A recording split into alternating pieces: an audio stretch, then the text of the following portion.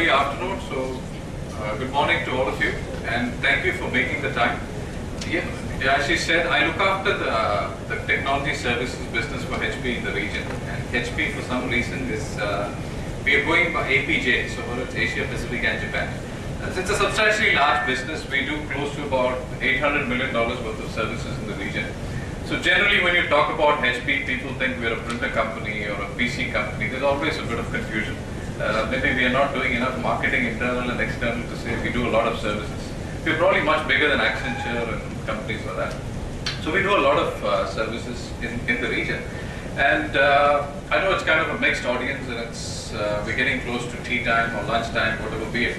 So I would like to keep this as a very interactive session. Is it too loud or is there a feedback? There's a lot of feedback. You okay? So keep it interactive. We have a certain flow in terms of a presentation. We'll be happy to stop and take questions. No question is a wrong question, is a bad question. So please feel free to step up and ask us any questions. If we can't answer, we will take it back and we'll still come back to you. So you can point to me.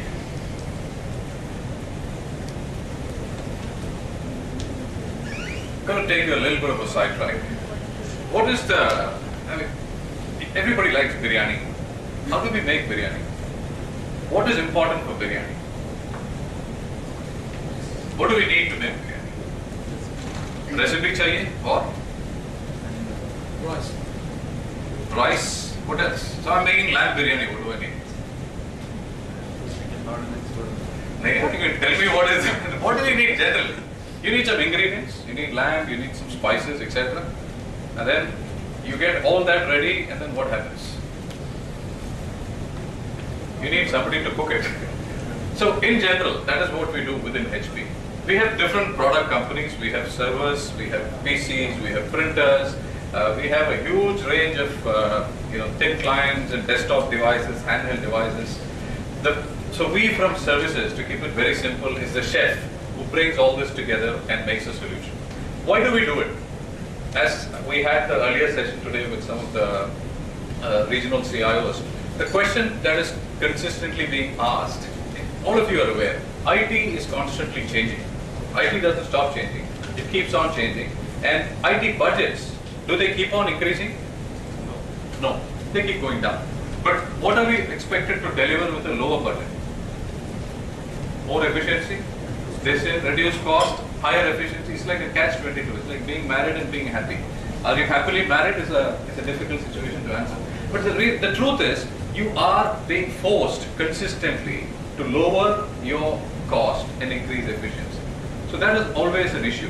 And the other aspect which we see, which happens very much these days in a very dynamic business world, is that all of a sudden the business changes, or there is a new policy, or there is a merger and acquisition, or there is something else happening in the globe, which is either a recession looming in EMEA or Europe, and then we get affected. So it's kind of reached a situation where anything around us happening in the region or the neighboring countries affects us and affects our business. But are we allowed to take a break and say, no, I'm going to sit quiet for 6 months? We don't. We are still expected to keep moving all the time. So this is the general theme. Is there anything else which you would like me to address? I've got 20 minutes, but I'm sure I can convince them to extend it. Is there anything which is nagging you which you would like to talk about? Other than making biryani? Anything?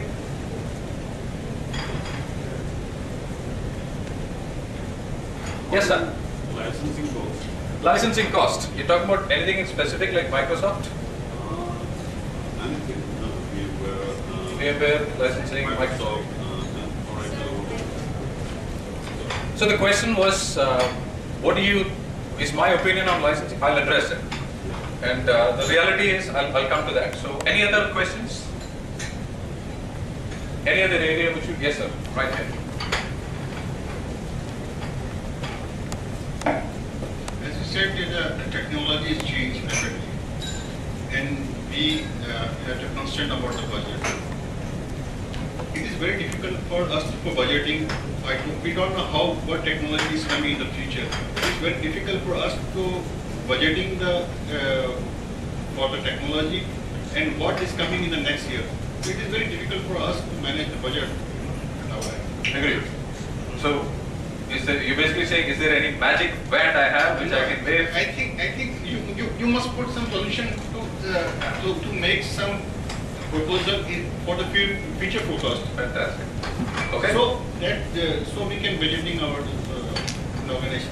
Okay, so let me take these two questions and then hold your thought. I'll come back to this table and other table for taking a couple of more questions. The reality is, first question, licensing. Let us accept reality. Software companies hold customers to ransom. Basically saying, is there any logic in pricing a particular application at $5,000 or some other product at $20,000 and something at $50,000 and something at $2 million? Is there a logic? It is the same question of how much are you willing to pay for a bottle of water if you're stranded in a desert. You're stuck, the value of the water is very different. So reality is, it is moving towards commoditization. If you look at PCs, for example, today, it's a commodity. But a PC about 5 or 7 years back was a very expensive item. I'm not sure how many of you, some of you look extremely young. Has anybody seen the first generation IBM PC? Have you seen it? It used to be as big as a chest of drawers. I'm not kidding you. And you couldn't lift that PC. And that was a time when a PC sales guy was seen as a VIP because it was huge, it was extremely expensive, and it was not easy to install. And they still have those 8-inch floppies. I'm not sure how many of you have seen that, the big ones. So that was a time, and today, if you look at PCs, it's extremely commoditized, which means the market has changed considerably. People know it is a commodity. It is like buying a steam iron or a standard product, which is what you go on. Now, this has not happened in the software cycle yet. And what companies tend to do is, ultimately, what is software about? It is making you pay something for a particular product, where they confuse you. You go, for example, Microsoft or half the companies, they confuse the whole thing so much, they complicate it so much, that at some point of time, you say, okay, oh my God, give it to me and go, I'm willing to pay the price. And the other logic which you see is, they would go to customer A and they would charge you X dollar. They'll go to customer B and charge you Y dollar for the same. So in a way, it is being managed like a cartel. Is this going to continue? It will not. But there will be a window of time where software also becomes commoditized. A good example is if you have an iPhone or iPad, you have the applications which have come on board today. What do you generally pay? I try to get all the free downloads. If not, you want something else, the general rate is about $1.99, $2.99, 99 cents. This is what the general pricing is. So things are changing, things are moving. This wave of moving applications and software into the cloud is definitely going to have an impact in the enterprise space. Maybe not this year, maybe not in a couple of years, but it will change, number one. So that is happening, and in the meantime, the best way you handle ISVs or software vendors, probably including HP, and I'm not trying to hide anything, I'm telling you honestly, as you negotiate with any other vendor, whether it is for your real estate or for something else that you're procuring, please make sure that you do your homework and you buy exactly what you need. Because software vendors typically come to you and say, listen, you need to buy this product, it does all this, but nobody tries to understand saying, is it solving your business problem? What is the business problem you're solving? If your shoe size is 7, why do you want to go and wear a 10 shoe size? You can, you will be very uncomfortable. You might fall, you might trip. So the logic is, first of all, trying to figure out what your business need is, which is where consulting organizations like us come in. We can give you a real assessment of saying what is wrong, what is not working. What do you do if you go to a doctor? What does the doctor do? He says, he looks at you, he says, I want to take your blood pressure. He goes and maybe tells you, do a blood sugar test. He asks you for some symptoms. If you compare this with the way you go to a doctor and you say, I'm not well, blah, blah, blah, and he doesn't listen to you, and he says, yeah, you eat this medicine, you'll be okay. Will you be comfortable with that doctor? You won't, because he has not asked you anything. He just prescribes a medicine. So this is what a lot of software companies do today. They assume this is your problem. They come and give you a medicine, and they say, take this, it'll solve. So the way we approach it is, we say, for example, we'll do a health check. So we do an assessment, we try to understand what are some of your business issues in your environment. Before we say, hey, this is a product which will probably meet your needs 60, 70%. The chances that you have a product meeting your business problem 100% is extremely lucky, or somebody is lying. It doesn't happen. So that is the way things are. And it will change, it will be commoditized, but the market is not there yet. But we see the right motion, especially when people are moving applications to the cloud. It has become productized and it is solving a specific problem. Now coming back to your point, saying, is there a single approach to have your budget assigned? So the way we look at it is very simple. We say, hey, I have a problem. I have a budget which is shrinking. I need to come back and say, this is my next year's budget. The way I have seen some of the successful companies which have done this, now I've been in the IT industry for about 20 years. So the way they do it is, typically when the IT group is working in silos without connecting to your business users, you will always have a mismatch in terms of your IT expectation and cost. The moment you start engaging your business users, where the inputs of what is working for them versus what is not working, or what is nice to have, when you have these discussions, saying, for example, they might come and complain to you saying this process is taking too long, and if in the next way we are able to fix it, the only way we can do that is when you start interacting with your business users. That is the only time that you will be able to close up predict what is the priority within the organization. So we have something called as an IT blueprint or an IT strategy service, where some of the HP consultants who have got experience in a particular domain, if you're from the manufacturing side, we would send somebody who understands manufacturing. Senior people, these are not people who are fresh out of college, probably with at least 15, 20 years experience who come in, who look at your key issues, and they work with your team to prioritize what is very important for you and what does it cost, and does it make sense for a business user saying, yes, this is important for me. That is how we build an IT strategy. And that is a service we offer today.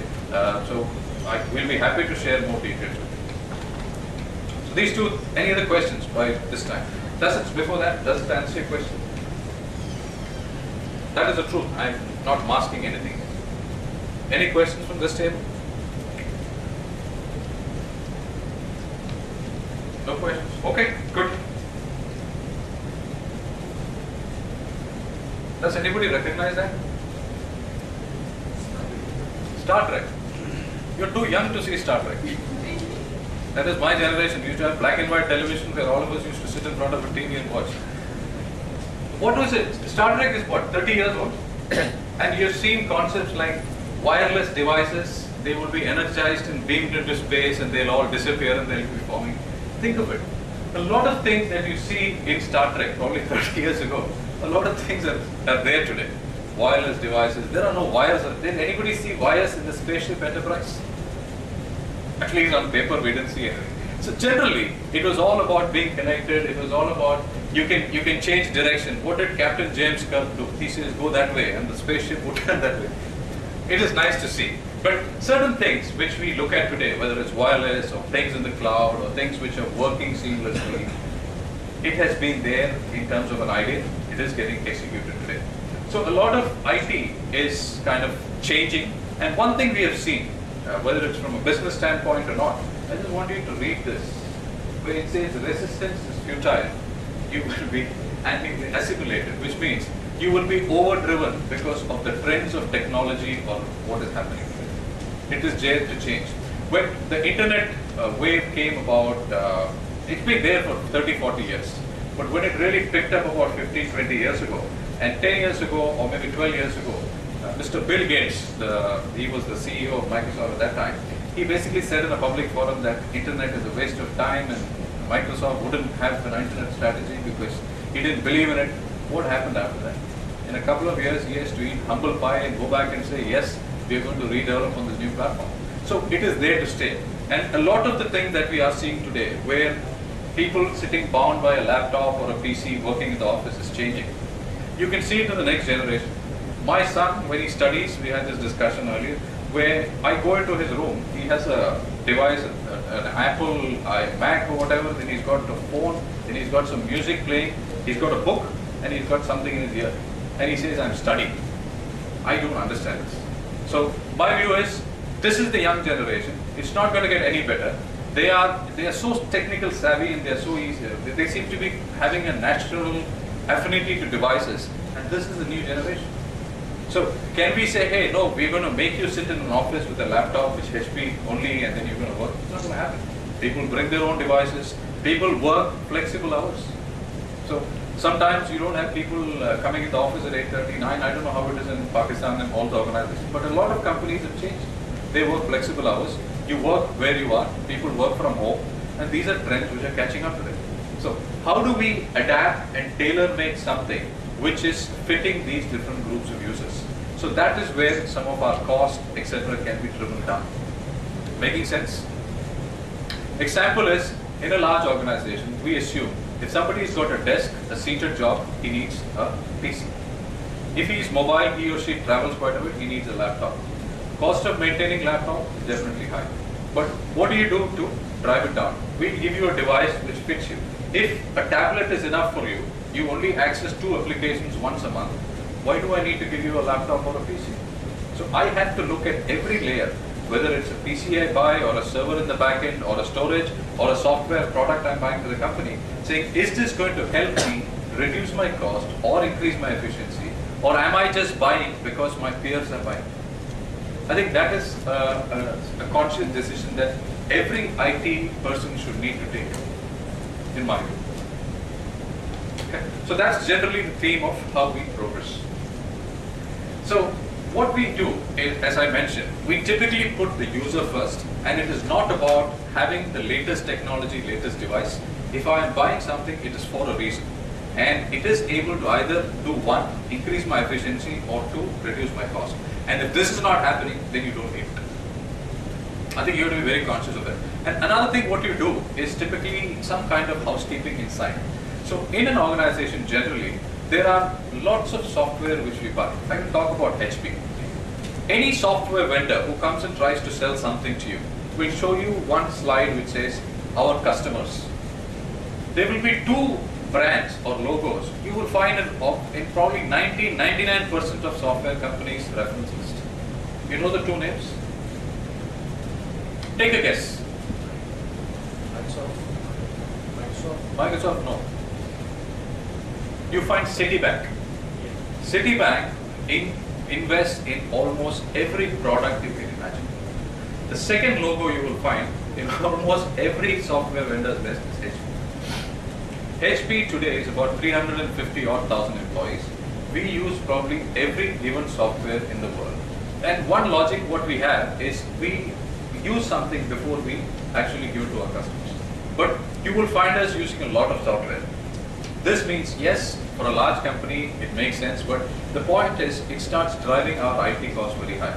So about 4 years ago, we had Randy Mott, who was the then CIO who was brought in. When he looked at our IT cost was really very high. It was almost $4.5 billion a year, global IT. Because you had about, I think we had about 200 data centers everywhere in the world. We had all sorts of devices you can imagine. They had hundreds of applications. Example would be, we were using PeopleSoft internally. PeopleSoft is a HR application. So when we were on version 7 of PeopleSoft, and when we wanted to migrate to version 8 of PeopleSoft, we went to PeopleSoft and said, can you come us and tell us how much is the upgrade cost? So they sent a team to assess it. What had happened is, in the years of PeopleSoft as we were using, we customized it so much that the final product, even PeopleSoft themselves didn't recognize. So they said, you cannot migrate this, you have created some monster. So what we have learned is, we start doing a lot of these things in pockets without control. There is no IT strategy. And we keep doing this over a period, our IT costs go up. So Randy Mott's task was to reduce the number of data centers. From 200, HP today has a single data center. And we have a backup site. That's all we have. We have a single platform, everybody is on a single portal, and our cost is way below 4.5 billion. We are less than 2 billion. And the team has increased. At that time when the cost was about 4.5 billion, we had just acquired Compaq. We were about 120, 130,000 employees globally. Today we are about 350 plus thousand employees, and our IT cost has dropped below 2 billion. How? That's called housekeeping. You start looking at what you have. If you don't need it, throw it away. If you have a jacket sitting in your cupboard which you have never worn for 3 years, you probably won't fit into it now. So why do you want it in your cupboard? Throw it away instead of keeping it constantly dry clean. So that is the logic we follow when we start going through this process. Make sense? Any questions? Any disagreements? Okay. So very quickly, as I mentioned, it is all here to stay. Can we resist this? We can't. Resistance is futile. So all these devices are coming. And what we need to look at is saying, do I just give you a device which helps you function based on your role within the organization, or do I bind you to a PC? Another example, Cathay Pacific. You've all heard of Cathay Pacific, large airline based out of Hong Kong. In their staff, I think they've got 20,000 people, employees, out of which 15 to 16,000 are the air crew. Air crew in the past, they used to give every air crew, whether it's an air hostess or pilot or steward, they used to give them a device, which was a laptop, because they were traveling. And then they realized that the IT cost was very high, because if you have 20,000, 15,000 laptops, then the laptop breaks down, you have a help desk issue, and then they came to us and said, how do I drive my cost down? So we did an analysis for them. We did a health check and said, this is what it is. So we came up with a recommendation. To cut it very simply, we went and found out if person A or person B is an air crew. We said, what do you use your laptop for? So they said, we check email. I said, you check email? Okay, what do you check email for? Oh, we get our flight schedule. Fair enough. Do you do anything else with the corporate laptop? No, we play some games, blah, blah, blah. But we typically don't use it for anything else other than checking our roster for the flight. The question is, why do you want to buy somebody a $3,000 laptop when only application that they use is email, where they're going to check only their roster? They all have Hotmail accounts, Google accounts, they will check from anywhere. But the point is, why do you want to do that? And all these additional support costs versus you take that away, you give them some kind of an email access. Anyway, they are flying. So they can go to any airport where they still have access to their email. Or they can check with anywhere. So they introduced a fee where they said, if you don't use a corporate laptop, we will give you some money for you use your own device and you can check your email from everywhere. So all of a sudden, from 20,000 devices, it has dropped to just the 5,000, the desk-bound people or people in the office. And this crew, which are mobile, don't need it. So this is what we meant by saying, take a look at what your business users need. If they don't need it, take it away. Why do you want to give something so expensive to somebody who uses it twice a month, thrice a month? And if there is an alternate way, let them do that and we'll find a way to fix it. So that is what we meant by saying, aligning to your business needs in an organization. If we had gone and suggested this 5 years ago, saying, we don't give laptops to anyone, you have to go to the cyber cafe and check mail, people wouldn't have agreed. 5 years ago, they still talked about security, is it safe, can I do this? But today, tell me how many of you don't check email on your phone? If you're not checking, it is personal choice. It is not because of technology. You say, I don't want to be bothered. That is another issue. But the reality is, it is possible. Email 10 years ago was a nice application. Today is mission critical. If email goes down, what happens in the office? You panic. Oh my God, this is gone. What do I do? You can see the faces of people there. My wireless is down. It's almost like having heart attack. So that is the reality where things have changed. And today the groups are much more able to accept that I can go on without a device which is dedicated. What does it mean to IT? You've reduced the costs. So this is how we engage some of our customers. And this is a service we will be happy to sit down and discuss. I mean, we have Arsalan and we have Riaz. He's not in the room though, but speak to your account manager from HP. We will be more than happy to share some of these assessments, the strategies which we can do, etc., to drive your costs down. Personally, I don't come and talk about all these hype. In general, every company does it, and HP is also guilty of it, where we come in and say, you've seen this trend. Some years ago, it used to be client server, probably 10, 15 years ago, and that was a big thing. And then Y2K came. So that was flavor of the year for 2 years. And then that changed, then it became internet. Then that changed, then they started talking about something else. Recently, everybody talks about cloud. So in IT, be real. You will have these waves where some new trend will come up and they will continue to do it. But as an end user or as an IT professional, you start analyzing, saying, does this make business sense to me? For me, logic is very simple. Business sense means I either save money or I increase efficiency. If it doesn't answer these two questions, then I don't need it. It's a nice to have. So this should start coming down into some of the actions that you perform in terms of purchases. So that is the way we approach it. Any questions so far? Is this an area which somebody has spoken to you about? Is Windows 7 migration key on your list? If it is not, I'm just going to move on. Are you all using XP in the office? XP? Windows 7? Or a mix? Okay. What do you do with applications which are on XP? Is that being migrated, or are you attempting to migrate it, or somebody tested it, or what happens to documents which were created on Office earlier versions? If you go to Windows 7 and into a new device, new operating system, will your Excel macros work? You just need a converter. There is a converter. So is this a huge task? Suppose you have a large office with about 15,000 users. Are you going to give the converter to everyone, get them to do it? So these are things which, the reason I'm highlighting it is, this is coming. Microsoft has said into 2014 they will stop support of XP. So you'll be forced to move. And all software companies do that. They'll come and say, if you don't upgrade, I don't support you. So here you've got to go. So as IT people, what you need to think of is saying, what do I do with some of my applications? Can somebody test and certify it works before I do the migration? Can I schedule this so that I'm able to migrate the data? Because everybody has got a different structure of different file structure. I could create a different one, she could create, you could create a different one. And by what date can I move data which is relevant to the next version? So there are a few things which you need to be wary of. And what we have found is when customers are moving, the general mindset is not to swap PC for PC, laptop for laptop. That is where we go back to the discussion saying, can I just get a device which is sufficient for me? I don't want to overkill by giving everybody a laptop like Cathay Pacific's.